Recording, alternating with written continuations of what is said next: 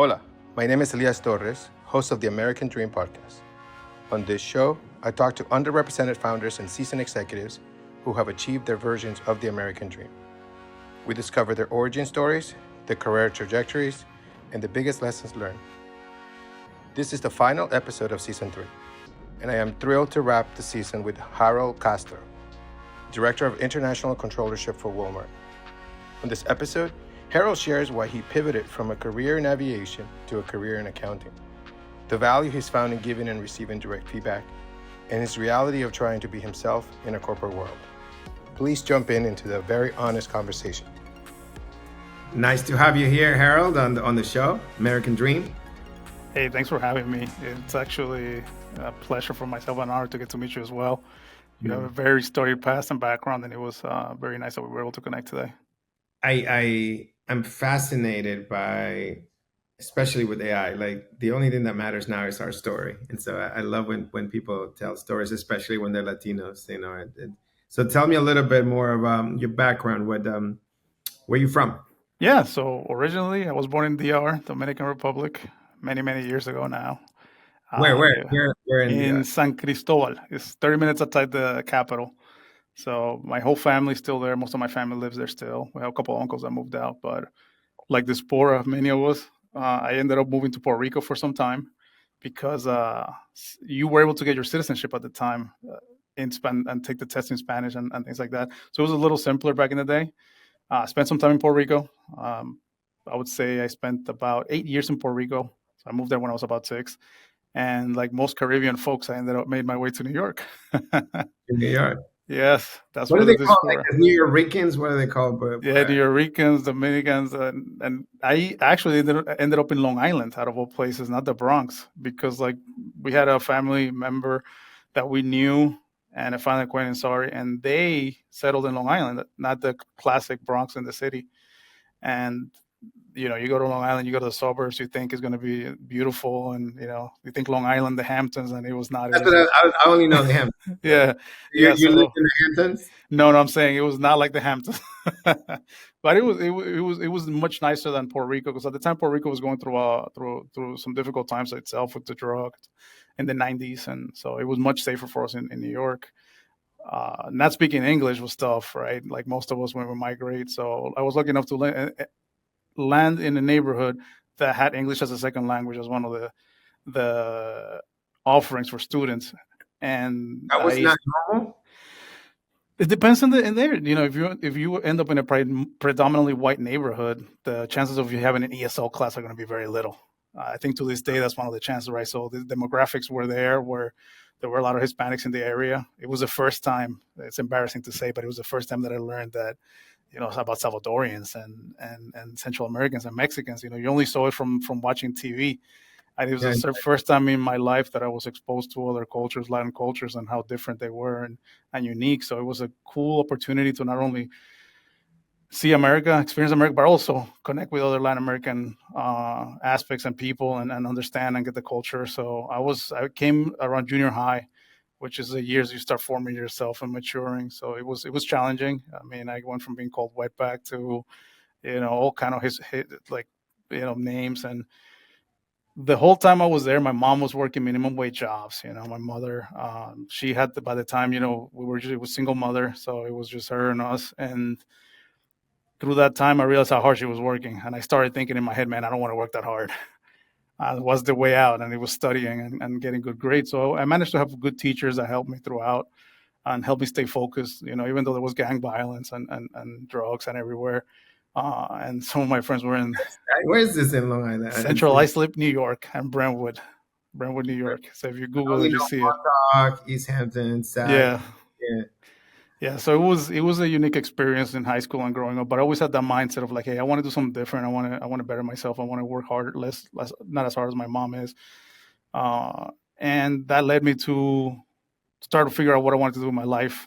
Took some vocational classes and ended up realizing that I wanted to do aviation, and ended up enrolling myself on summer school so I would have enough free time in my schedule my junior and senior year that I could just go to vocational school. And the whole time I'm ashamed to say it, I also, you know, lied and went to start working. When I was like below age, like at 13, because I was a bigger guy. So through working, going to school, getting ready, I was fortunate enough to get accepted into the program. I started vocational school my junior year in high school and started flying planes. And I thought that was gonna be it. That's gonna be my career, my life, right? As I finished my senior year in high school, I realized like, hey, in order to be a pilot, like you need financial support. It's not something that, yes, you could take a bunch of loans out, but coming from a poor family, nobody was going to lend me money, right? So I started talking to my teachers. They helped me apply to different schools. I got accepted to a local school to go to their aviation program, but even then, it was just, you have your school and then you have your flight hours, and it was just an insurmountable challenge. And inside of me, I was hesitant to follow that dream and that passion, and I kind of said, hey, let's be realistic. I can't graduate college and not have a job, and that makes decent amount of money. Because pretty much I got to help my mom. I got to, I got to help for ourselves. My brother was also going to college at the same time. So what I decided to do was open up a career book, because I had learned that there's this such thing as a career book back in the day, and it gives you all the careers, potential earnings, and went to the library and opened that up. And I was like, all right, what pays the most graduate in college? And, obviously it was engineering, and it was undergrad, not grad school. So it was engineering, accounting, finance. And then I'm like, all right, great. I know I went to not the greatest high school, so my math wasn't great. So I know engineering was out of the question. But I was like, I don't know what finance is or accounting. Never heard of this. Let's figure this out. And that shows you how good my high school was, that I had no idea what those careers were. I grabbed the syllabus for both of those. You went to the register of, hey, can I get a syllabus for finance and a syllabus for accounting? And literally I rolled the dice on which one had less math. Which And one it was has less accounting. accounting? Accounting had less math, man, and that's how I ended up in accounting. How bad those two careers are. That you're like, the accounting has less math.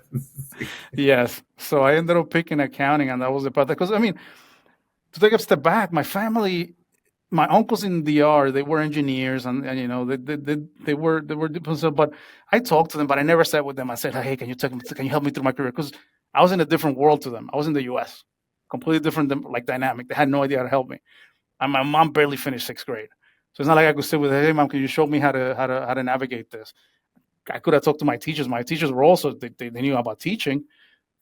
They couldn't necessarily guide me through all that. So the decision was up to me to figure out, and that's how I made the decision myself, and I went on that path and ended up transferring schools. So the original school that I went to I figured it wasn't the best accounting school in the area, and I was also thinking, hey, I need to go to a decent school that when I graduate, we're going to have recruiters that are going to give me a job. And I was smart enough to look into the schools that had good recruiting teams, like they had offices for recruiting. So I was like, all right, cool, let me go there. Transfer schools, started my college journey again in a new school, and let's just say accounting was not easy for me at the beginning. So it wasn't like I was getting a 4.0. But what I did realize is, what can I do to differentiate myself and supplement that I don't have a perfect GPA? And what I did was I joined, the accounting society, the accounting clubs. I became like a super accounting nerd, and I focused on that, and I doubled down in accounting. And that's what, ultimately led me to the relationships, to meet people, meet the recruiters, and start my career journey when I graduated. I ended up getting offers from all the big four firms and picked the one that I thought was going to be the most career fulfillment, and I went that way. But that's like a quick blur before I got to my professional career. You're Latino. You talk nonstop. Yeah. You're like me. Almost nobody gives you advice. Even the well-off people, right? Yeah. They might not have the person tell them this and this. They simply, I think we just learn by osmosis, right? We just see something. Like to me, I would see people constructing like a wall or like a house, and then in Nicaragua, and they would be ingenieros, right? Yeah. And so that's where I learned what an engineer was. That's all I knew. It's the civil engineer that would build a wall, and then that's who they said. But I never talked to one, Right. And then I like computers. So then when I heard the word computer engineering, I was like, I like computers, and I like the word ingeniero. But that's all I knew. Yeah. And then when I actually went to college, my best friend in Tampa for like a year, he was dead set he wanted to be an accountant. His father was a mechanic, a BMW mechanic in Ecuadorian, and he just said, I want to be an accountant. He was obsessed with accounting and banking and this and dressing up. And so I was like, I'll go with you. And I literally followed him, and we got accepted into the accounting program on the first day of school in Tampa. And God forbid that's not for me. Yeah. But I did that for like the first 2 years, and then I switched to management information systems. Wow. But That's impressive. I wasn't good for computer science. So I was also not that prepared. Or I don't know why. The problem is that sometimes we make fun of hard things, Yeah. and we create and we tell influence each other to not want to do great things, A hard. 100%. 100%. I agree with you on that. And Because that everybody was always like in the Latino crew, we were always like, take the easiest classes, like you said, this is take. like do marketing, do criminal justice, and then i- if you really want to do it, that's great. But nowadays it's difficult because what I try to tell people nowadays is a degree is an investment that you're making, and you have to have something that pays that back in the future, unless you have an innate talent to do something different and grow it, right? So to But me, it's it's very much harder challenging. now, though, Yeah, because now that system, that dream has crumbled, right? yeah, Just because you study anything doesn't mean you're gonna get any job. I agree. I agree. So it's hard. That's what I mean. The It's a whole hard decision. it's like the whole thing that you said is like, oh, how do we coach young people Yeah, to pick a major and to execute the journey on that? I have no words. It's the hardest thing. it is. I agree. And you know what? During my undergrad, I feel like I had a good vision. And as I've gotten older in my career, that vision has faded a little bit. And I'm still trying to recover that vision of long term what I want to do. And I'll walk through it really quick. I graduated. I knew I wanted to work in Latin America. Something in me said, hey, I missed that connection. I want to do it. And I went to work in hedge funds in New York, and I did auditing, right? Like it's basic accounting. You go in and you're working on hedge funds, you're doing auditing. I didn't love it. It was kind of like, oh, this is not fun. I was working a million hours, classic initial accounting career in New York. I was going to Manhattan. It was a cool experience, but I missed that Latin American connection. I was fortunate enough that I reached in the internal page for the company I worked for. There was an opening in Mexico City, and I was like, "Oh, Mexico City!" Like from like I told you, I see Mexico City from Televisa and the telenovelas, and I was like, "Oh my god, I'm enamored with it. I want to go." Um, and the recession hits, 2009, 2008. And 2008. I literally was in the Lehman building before it closed the week after. The week before that, I was in that building in a connection with Latinos that we had. Latinos, it was Dominicans in Wall Street, and we met there. Funny enough, and then this opportunity for Mexico just materialized out of nowhere. And I was like, hey, let me try this. Let me pursue this. I talked to my wife. Everybody was like, all you saw was men on fire, and everybody was scared of me going to Mexico. And I was like, I'm just gonna go. And I took a trip down there. Loved the team. Again, reconnected with Latin America in a ways that I would have never imagined. My boss was from the Canary Islands in Spain. My other supervisor was from Venezuela. I got a guy from Argentina, a lady from Puerto Rico, a bunch of people across from Mexico, from all over, and that was the team I was working with. I ended up loving it. But to take a quick step back, my career hasn't been a stellar career, I would say. Like when I was in New York, I struggled. The culture, the corporate America that I thought I was getting into, uh, that my parents, my mom had told me about, work hard and it'll pay off and all that, wasn't necessarily what I was seeing. I was working really hard, but the peers next to me were the ones rising, and I was staying steady. And I was like, what's going on? One, nobody was giving me feedback. I was happy. I was Harold. Everybody loved me. Harold's the best guy ever. I was a charming guy that walks in the room and lights up the room. But my work wasn't perfect because I don't know what I was doing, and nobody was coaching me. But guess what? Everybody around me was getting coached and getting good feedback, and they were growing, and I wasn't. And that made me open up my eyes a little bit. So it was a blessing that this opportunity came to move to Mexico. I ended up with the same company, switching to Mexico, and started my career over. And I excelled in Mexico. You know what? In Mexico, these people took care of me, and they were like, "Hey, we want you to be better. This is when you're sucking." And they would tell me live. They would be like, "Hey, you need to fix this. Tomorrow, I want to see that you do better. I want you to do this, and this is what you're going to work on. This is what I need you to study. This is what I need you to learn." And I grew as a professional faster than I would have ever done in the U.S. because they helped nurture me, right? I don't know if it was the cultural aspect. I don't know if it was a connection. It was the directness. It takes some aptitude for somebody to sit down with you and tell you directly what you're doing wrong, right? There's no sugarcoating, and I love that because it gave me a chance to work on it and fix myself.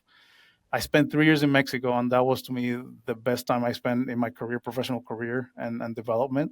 because I grew the most. And it was sad that I had to, as a comment comes to an end, and you come back to the States, and I came to the States again, and I started my career in Miami. Never been in my life to Miami, but the other thing I learned was having a good network helps, and I started learning that when I was in Mexico, not in New York. In New York, my peers knew how to build a network, and that network was helping them get better and improve and grow. I learned that when I was in Mexico, that network helps. And you know what the network did for me? It was give me a position in Miami. That was like, hey, I don't want to go back to New York. By that time, I had 2 kids. I want to do something different. And they were like, hey, we'll take you to Miami.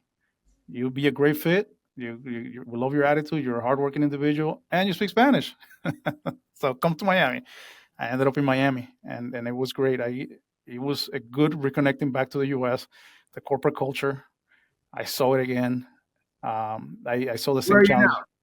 Now I'm in Bentonville, Arkansas. I'll tell you how I got there. I ended up moving, like careers, switching careers, made the decision to leave accounting and public accounting. In that time, I got my CPA. Like you said, I was surrounded by people that made the exam seem very difficult, and I pushed it off too long. And then I finally they sat me down. I was like, hey, in order to get promoted to manager, you got to take it. And that's when I sat down. I said, hey, something hard. I'm just going to do it. And I pushed through it, studied, worked a ton of hours and studied and passed. And left the firm, went to Royal Caribbean for a little bit, had a great time in that company as well. Great connection, incredible group of people. Which one? Royal Caribbean. I was in Okay. Royal Caribbean in Miami. And then out of nowhere, I got another random opportunity came up on LinkedIn to move to Walmart. And at the time, it was, Miami was tough. It's a great city, but it's difficult with the family. So we decided to take the plunge and come to Arkansas. And then we came here. So we ended up in Arkansas 8 years ago. I came here and been 8? here ever since. Yep, 8 years. So many lessons that you're distilling that I think you just hit me. I just took a note. I'm gonna write a LinkedIn post on feedback. I'm gonna steal everything you just said. Of that is so true. It's so superficial, and that's one of the things that I hate that have hindered my career as well. Because look, yes, I am at Walmart. I am a director at Walmart. I'm proud of where I am. I'm proud of where I came from. Do I have professional aspirations that I haven't achieved? Yes. Some of it is my own doing because of how I behaved in a meeting, maybe because of how I acted. But the problem is nobody has been willing to give me that direct Yeah, feedback yeah. to No, make no. me better, right? It's Yeah. this superficial discussion. You're doing great. You're doing great. You're doing great. But when push comes to shove, and you want to, for example, in your engineering example early on, where you want to stop digging the hole and you want to put the white hat on and direct digging the hole, sometimes people don't tell you why not, right? They just tell you, hey, you're doing a great job digging those holes. Keep digging that hole. You're incredible at it. You're the best we got. But I don't want to dig the holes anymore. I want to put the white hat and I want to direct. I don't want to support others. I want to keep growing professionally and personally, right? And that's when the challenge to me comes in, where I don't do that to people anymore. If I see you struggling and doing something that could make you better, I will give you that feedback and I will give you time to improve. So you could show me that you really want that white hat or whether you just want to be digging the hole, which is okay, right? Like if that's what you want, that is fine. That's a career choice that you make. That's a life choice that you make. But if you want to grow and I'm able to help you grow, I will do that for you because that's one of the things that I miss the most about working in Latin America when people actually said that to you directly and invested in you for your growth. I know for a fact that sometimes, my upbringing might not be a reflection of a corporate environment where you can't be as direct to solve an issue. And my mindset is I'm going to solve the issue because I have an issue to solve and that's my job. As opposed to others that think differently. They might say I have an issue to solve, but how do I manage around the conflict and make it as seamless as possible without creating too much animosity as I go through the process? It might take me Yeah. longer to get there. I might not get there, but at least I have a path that I didn't create too much friction. As opposed to me when I came up with a different upbringing, which is like, hey, your hard work will get you there, and your hard work means work hard, which sometimes translates to like, hey, let's get this done as quickly as possible and efficiently, might not translate well in a corporate environment, right?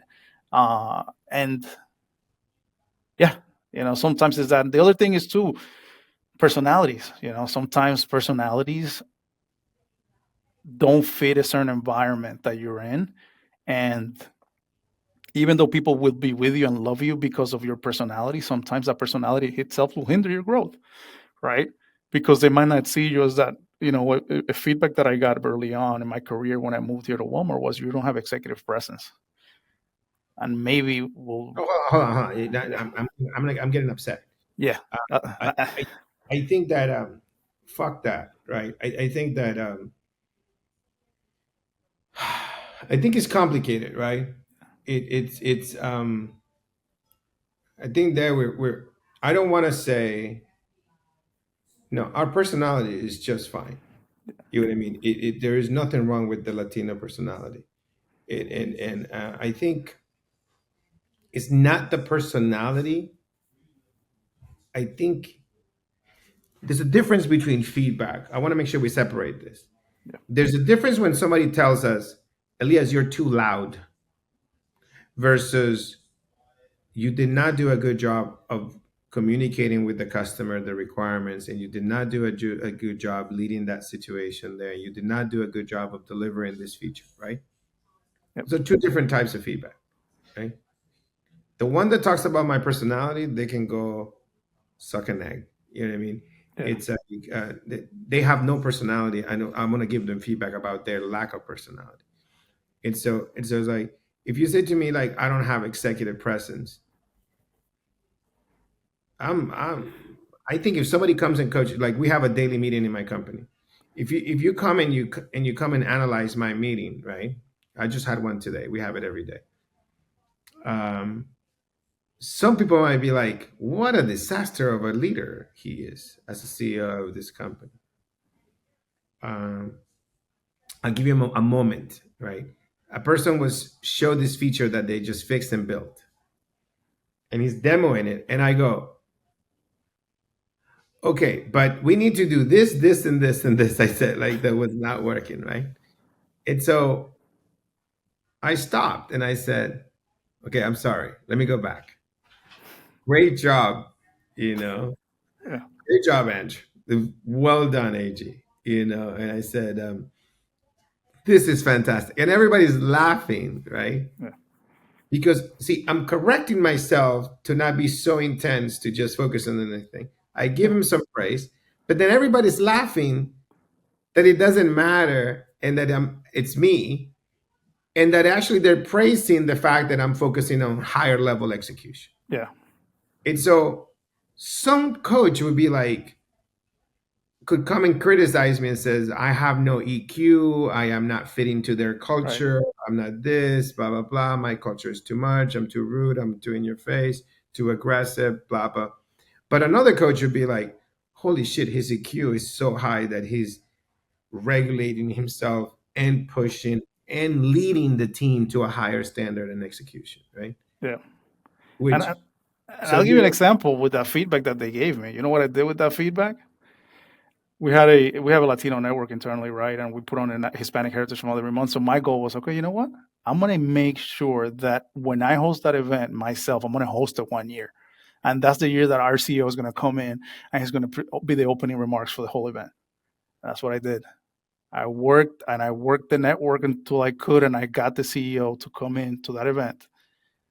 Shook my hand after I did the Walmart cheer, obviously, shook my hand, help write his opening remarks with his team. And then I went back to my leadership. I was like, you know what? Who doesn't have do I have executive presence? I didn't tell him directly, but that's what I did. I'm like, hey, look at this great note from the CEO about the great work that I did for our event for Hispanic Heritage Day, right? And then it's like, now what are you gonna tell me? That I don't have executive presence in front of the guy that runs the company? yeah. you So know? this is just judgment and criticism that are not Yeah, helpful, right? It's like, exactly. tell me how do you, what we need is decode. There's all these, I would call them races, right? But there's this discriminatory phrases that people will say to us.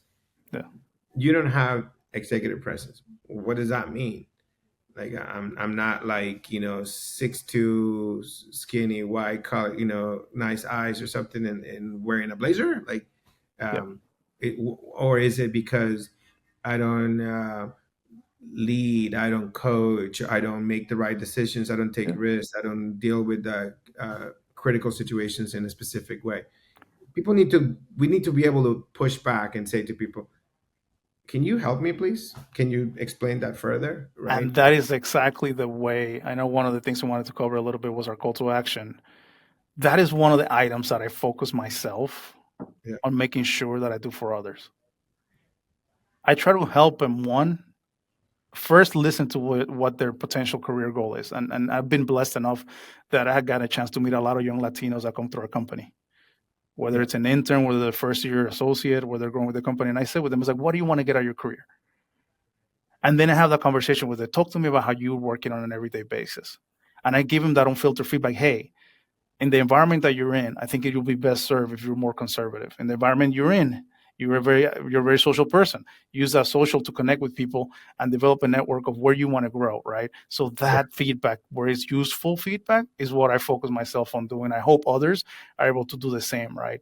Don't just give that superficial feedback to somebody that you care about or somebody you're trying to help, because it really, at the end, all it does is makes you feel better that you said something and you quote unquote gave feedback, but did you really help that individual? So that's something I really wanted people to understand and articulate and take and internalize it, work with it, and help others. Because what ends up happening is the people that need that feedback and are getting that feedback start going to the fringes and to the outside, and they start going to the outside, and then they internalize and they feel like they're always doing something wrong, and they're never able to fix it. So to Yeah. me, it's like bring them back in. That spiral. Yeah, exactly. Because then they feel like I get the messages, right, and they're like, I switched jobs. I'm at this job. I'm not growing. Right, I'm not getting feedback, and I'm doing everything worse and worse and worse until you get kicked out. right. I agree 100% with you, and I've seen it, I and I see have it. seen it. I see it. It's a problem. And so I think that, yeah, I think, to me, in general, yeah, we definitely have to be smart of where we get hired. That's why the network. So overall, we need more Latinos. The thing is that we have a numbers game, but we just need to, you and me, we're in places like this. We can help people, right? To place them in places where they might be welcome. But the issue is that, to me, I would always say to people, be themselves, right? Be Yeah. yourself. Not like, where do you fit in? You might land in a difficult place that no matter what you do, you're doomed. Yes. But the idea, to me, is be yourself, but you have to learn how to flex it, how to calibrate. Right. And that comes with experience and others helping you get there and doing that. Exactly, which I don't have. I'm still the same rambunctious, aggressive Yeah. Latino. That my problem is that I'm going the wrong route. I'm leaning on it so hard. But for example, I had a big brand that wants to try my software, and they're like, it has to be like this. It has to be like this. Don't pay you for the pilot. We're not going to do this. It has to be on prem. And I just replied, can't do it. Won't do on prem. I'm like, goodbye. They came back and they're like, okay, we'll make an exception for on prem, but we'll put you through more security. Fine with me, Yeah. but I'm not changing my platform Right. just because you're a big brand, right? Or like, I was talking to a guy today, and he's like, we're trying to expand it, and the customer, and the guy's like, well, you're missing all this. I want this feature, this feature, this feature, this feature, this feature. And the funny thing is, like, nobody's doing those features anywhere. I know that, right? And then I'm Yeah. like, first of all, you're like trying the product for free, mine. Yeah. And second, that's not what I do. I'm doing this, and I'm just pushing back. And then the guy's, okay, we're gonna come back, circle back, and decide what we do. And I'm like, I just want to check how smart you are. I'm not charging you for this. I'm offering you to just connect it so you help the rest of your team to get more data about the customer. You don't have to use it. Yeah. You know what I mean? Like, why is this so hard to make? He was dying laughing. But I'm doubling down on who I am and Yeah. realizing that I just told that to somebody. You got to learn how to push back more. Right. And that's key, because I don't do that myself. Exactly. I is still the type that is still, even though I'm very humble, I'm thankful for what I get. I was like, I get what I get. I don't get upset. I'm thankful. But at the same time, I should be more, I should push more. But here's where the culture aspect comes in. And it's challenging because it's a two-edged sword. If you push more, sometimes you're perceived as you're creating conflict, right? No. This is what we have to break the mold. Right. That's what I'm saying. Is like, I am so successful. I am so confident. I don't give a shit about anybody in the whole world. I have achieved everything, right? So Yeah. I can go and demand and ask, because you know what? Everybody demands of me. Yes. People come to me and they ask me to do things for free. People ask me to give them jobs. People ask me to do work for them. People ask me to do an intro. People ask me to invest in their company. People ask Right. me to do a reference. Everybody just Once asks a of me. piece. Yep. Nobody comes and says, what can I do for you? Yep. Like people are like, can you invest $250,000 in my fund? And I'm like, I already invested the first round. Now they want second round. And like, what have you done for me ever since I gave you that money?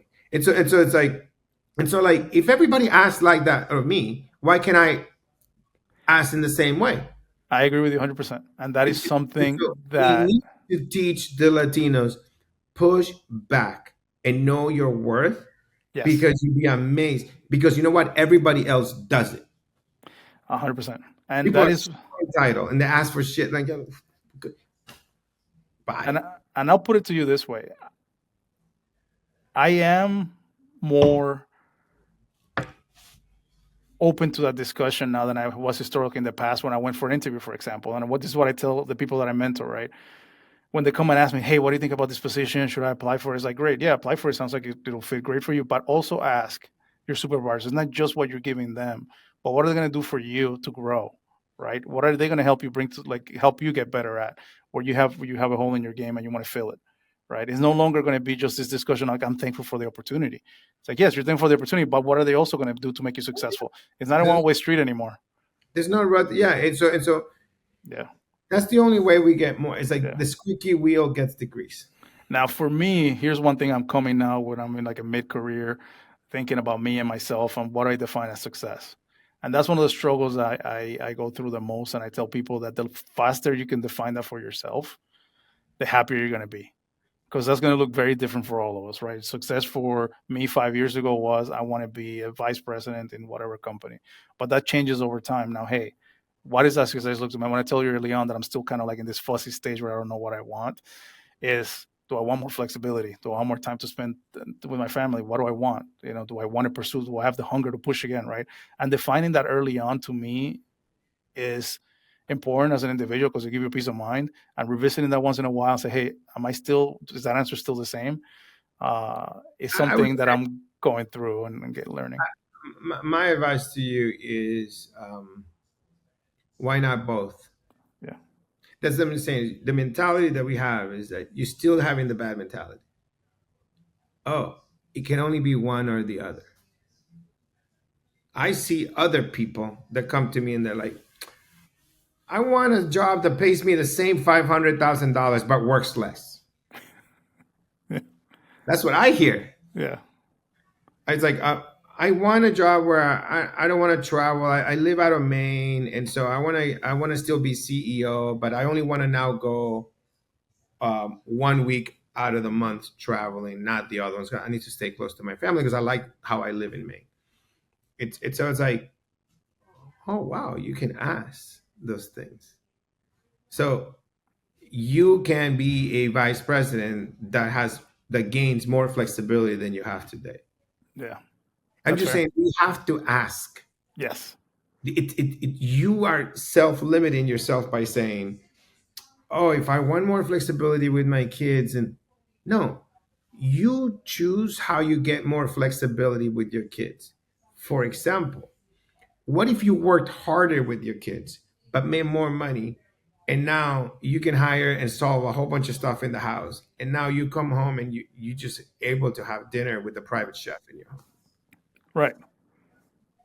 Is it more quality time? You know what I'm saying? It's like more quality time, and to each its own, right? But it's like, Yeah. but it's like, But it's a different thought process of getting to an answer. it's different thought process. Is that there is more options, not the ones that you're only used to seeing, right? Right. It's like, what if you say, I want to be vice president of this section, but I only want to work 4 days a week? Yeah. I don't know, How do you but make it? people ask, People and ask, and how do you make it happen? yeah. So muchas gracias. I love this. This is Makes you think, right? Like when you're having conversations at different stages, right? Like I yeah. think for me, it's been a pleasure talking to you. Definitely learned a lot today. It's great when you have a thoughtful discussion and you mutually learn something and take some tidbits from each other as Yeah. you go through it, right? I think you articulated some fundamental issues, and you hit the nail on the head on the root of the problem. Some of the stuff that's the whole point of the podcast is that we're putting this out there, we're recording, and we're putting so for people can be like learn from it, because our culture as an immigrant culture, like I'm still humble. Like I go meet a customer, and I know when I'm in front of a customer, I'm at their service, Yeah. right? And you're creating a channel to meet people like me, right? That not every day, you get a chance to speak to somebody with so as accomplished as you, right? Yeah, so yeah. But we went through the same things. We're learning the same problems. We have the same problem, and there's so many behind us that will have this, right? And that's the whole point of it. So thank you very much, man. That was Elias, awesome. it's a pleasure, and love to stay connected and reach out soon. Thank you for listening to the American Dream Podcast. Make sure to subscribe so you never miss when a new episode drops every other Tuesday.